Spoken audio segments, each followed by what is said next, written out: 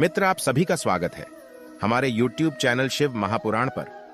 पौराणिक मान्यता के अनुसार शेषनाग के कई अवतारों का उल्लेख मिलता है, जिनमें राम के भाई लक्ष्मण और कृष्ण के भाई बलराम मुख्य हैं।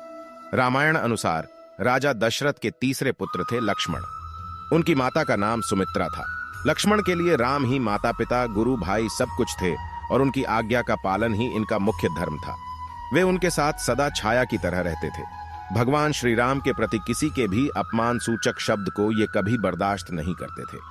वास्तव में लक्ष्मण का वनवास राम के वनवास से भी अधिक महान है। 14 वर्ष पत्नी से दूर रहकर उन्होंने केवल राम की सेवा को ही अपने जीवन का ध्येय बनाया। मित्रों, लक्ष्मण के 14 वर्ष वनवास के बाद उर्मिला का क्या हुआ, आपको सारा कुछ बताएंगे, तो वीडियो का अंत तक बन रहे। उससे पहले आप लोग हमारे चैनल पर नए हैं तो चैनल को सब्सक्राइब करें, आने वाले हर वीडियो का नोटिफिकेशन आपको सबसे पहले मिल सके। वर्टिकल बार वाल्मीकि रामायण के अनुसार उर्मिला जनक नंदिनी सीता की छोटी बहन थी और सीता के विवाह के समय ही दशरथ और सुमित्रा के पुत्र लक्ष्मण को ब्याही गई थी। जब राम और सीता के साथ लक्ष्मण भी वनवास को जाने लगे, तब पत्नी उर्मिला ने भी उनके साथ जाने की जिद की, परंतु लक्ष्मण ने उन्हें यह कहकर मना कर दिया कि अयोध्या के राज्य को और माताओं को उनकी आवश्यकता है। उर्मिला के लिए यह बहुत कठिन समय था, ऐसे में जबकि वह नववाधु थी और उसके दाम्पत्य जीवन की तो अभी शुरुआत ही हुई थी। लक्ष्मण के वनवास जाने के बाद उर्मिला के पिता अयोध्या आए और उर्मिला को मायके चलने का अनुरोध करने लगे, ताकि मां और सखियों के सान्निध्य में उर्मिला का पति वियोग का दुख कुछ कम हो सके। परंतु उर्मिला ने अपने मायके मिथिला जाने से इनकार करते हुए कहा कि पति की आज्ञा अनुसार पति के परिजनों के साथ रहना और दुख में उनका साथ न छोड़ना ही अब उसका धर्म है। यह उर्मिला का अखंड पतिव्रत धर्म था।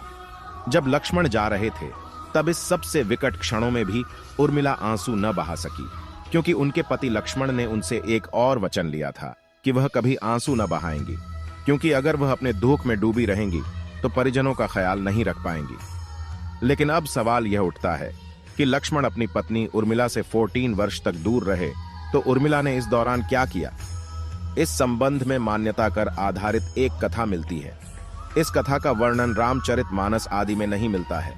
कथा यह है कि रावण के पुत्र मेघनाद को यह वरदान था कि जो व्यक्ति 14 वर्षों तक सोया न हो, वही उसे हरा सकता है। हालांकि लक्ष्मण अपने भाई श्री राम और भाभी सीता की सुरक्षा और सेवा में इतने लगे रहे कि वे 14 वर्ष तक सो ही नहीं पाए। कथा अनुसार उनके बदले उर्मिला 14 वर्ष तक सोती रही।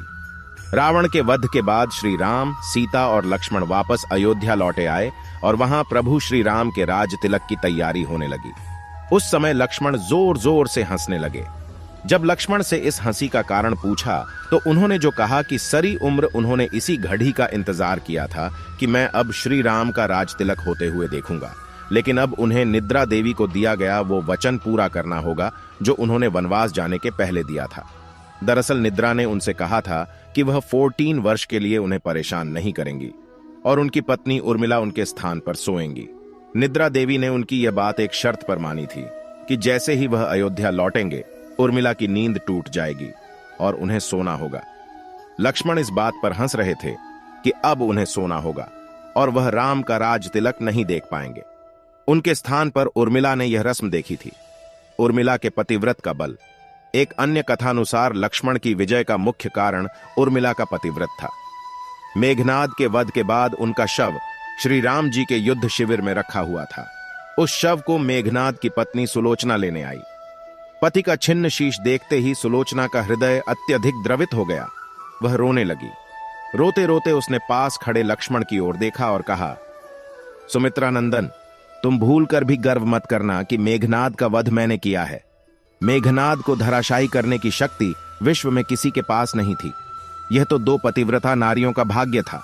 मित्रों, हमारा दिए गए जानकारी थोड़ा सा भी अच्छा लगा हो तो वीडियो की एक लाइक करें और अपने दोस्तों के पास शेयर करें। हमारे चैनल के जरूर सब्सक्राइब करें।